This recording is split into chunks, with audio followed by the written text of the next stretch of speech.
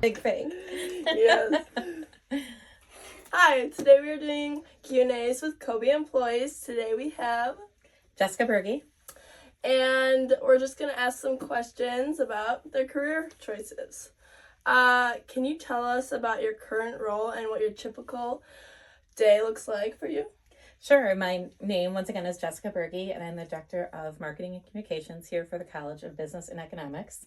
So my entire job is to make our college not be a secret, to have everyone know exactly who CoBE is and what it does. So every day for me is a little bit different, but it's always kind of along the same themes. I'm always looking to ensure that we're telling stories of students, we're telling stories of faculty. We have our digital marketing campaigns going out. We have our out-of-home campaigns going out. So my life is not really mundane in terms of what I do on a day-to-day basis, but I'm always here. I'm always working at my computer, and it's just kind of what I'm working on is different. I'd say it's a third of the time I'm actively working on some kind of a creative, so writing or designing. A third of the time I'm probably involved in meetings, trying to understand goals and new initiatives and things that are happening. And then a third of the time probably working with students and my staff, making sure that everyone is on task and moving forward in the right direction. I can attest. You do great work. Thank you. For those that don't know, Ella and I work together. So. Yeah. I love it. It's so much fun. Thank you. Love that. So what are some challenges you faced in your career and how'd you overcome them? Sure. So I am not actually like a higher ed lifer. Like I think a lot of people that students have interaction with, higher ed is their calling. So they've been in, their goal was to always be a professor, or their goal was to always work in advising or something along those lines. I'm a marketing person. So for the last 30 years of my life, I've been in some form of sales and marketing management. Well, started off in ad agencies, like as the doer, and then I kind of moved into the management. But along those lines, I mean, there certainly have been challenges, to your point. And I think for me, overcoming them is one, knowing that just because you're doing the work isn't who you are. It's your career is a huge part of your personality. And it's a huge part of what you do with your life, but it's not you. So if a project is unsuccessful, or if there's a mistake in the project, or if you do something wrong, it was one time, it was one thing, learn from it, grow from it, move on. Like, just don't let things fester. And especially in a career like marketing, where depending what part of marketing you go into, so much is creative, that's subjective, right? And so some people like different colors, and some people like different language styles, and some people like different approaches. And that doesn't mean they don't like you. It means they don't like that color that you used. And I think developing that, it's not even a thick skin, developing that separation between your work or your ideas and who you are is important. Yeah, that's awesome. And really good advice too. Yeah. Well, I mean, you have lived it. Yeah. It's like, no, change that, move these things over here. Yeah. Yeah, it's finding like what is your passion and like what works for you best. Yeah. Right. What are some of the most valuable skills students should develop to succeed in this industry? Marketing is fast-paced. So you need to be able to not let the stress of deadlines get you down, or you will be crushed. You're always learning something new. Like the theories, the psychology of what moves people remains relatively constant, but the delivery method is always changing. Yeah. And so this is a great career for someone who doesn't want to do the same thing every day. Like, I feel like it can't really stagnate because you're always learning a new trick. I mean, AI wasn't a thing, X number of years ago. Email wasn't a thing when I first started. Social media didn't exist, so it's just those new ways of getting people. So you have to be flexible. You have to be willing to learn.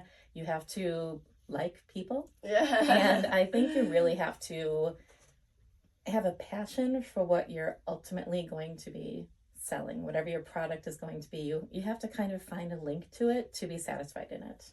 Yeah, you gave me great advice one time, and you said, no matter what you're going into, you just gotta stick it out till you find what you're most passionate in. It's true. If you don't like it, move on. Yeah. Yeah, it will just make every day miserable.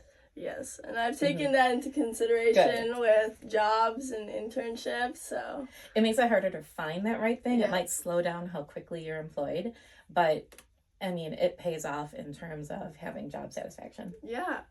How important has networking been in your career, and do you have any tips for students?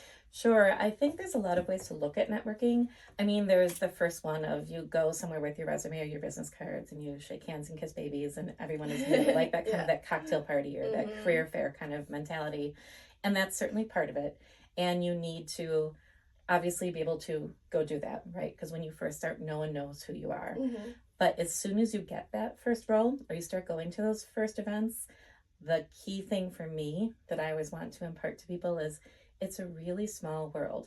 You know, if you're staying in Wisconsin, it's a really small world. If you're staying in the Midwest, it's a really small world.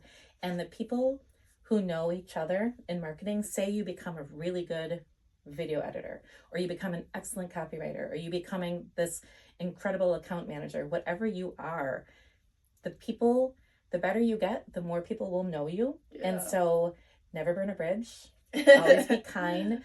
I have made mistakes, and learning from them is really important in terms of, you know, at some times we all want to vent privately, you know, give praise publicly.